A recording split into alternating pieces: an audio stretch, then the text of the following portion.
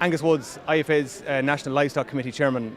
Angus, the negotiations on Brexit are really kicking off this week between the UK and the EU, and how the divorce is going to play out. At a more national level, at Irish level, what are livestock farmers saying to you? What are cattle and sheep farmers saying to you? And what do we need to see out of those negotiations from the livestock point of view?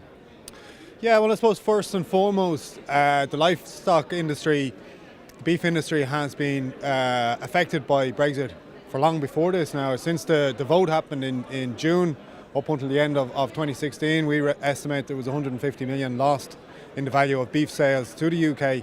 So the lot of talk about negotiations starting. We've already felt the impact on this, and it's been a real hurt to farmers' pockets from that. But moving forward, what do we need from it?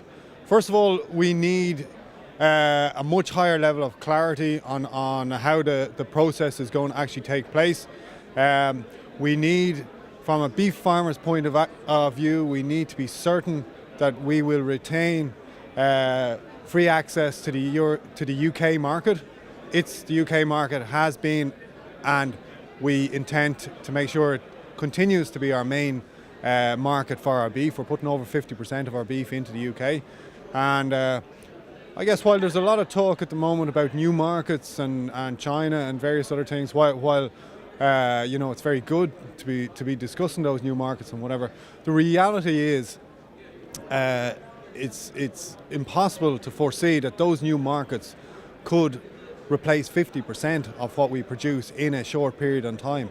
Do you have any concerns by the fact that that market is so great? And yes, it is on our doorstep, and it is the highest paying market in the world, that product of a lesser standard from other parts of the world, i.e. South America, could come in potentially and displace what we send to the UK?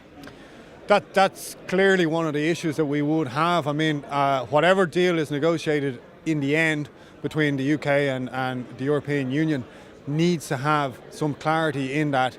We don't believe it would be beneficial for the British farmers to have such a scenario in place either, because all you would have is you'd have that lesser quality product dragging down and depressing the market in the UK also. So it's not good from an Irish beef farmer's point of view, and it certainly wouldn't be good from a British beef farmer's point of view.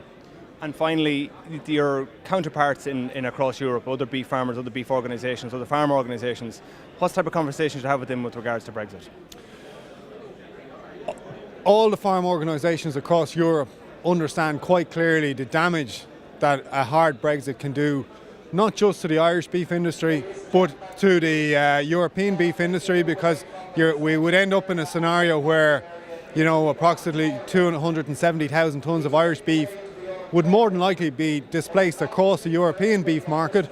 So not only would it affect European beef producers, more than likely it would influence the value of other protein sources on the market, as in poultry and pig meat as well too, and you'd find that all those other protein sources, the prices would be dragged down. So it's not just an Irish beef problem, it's a European meat problem is what it could potentially be if it's not handled in the correct manner.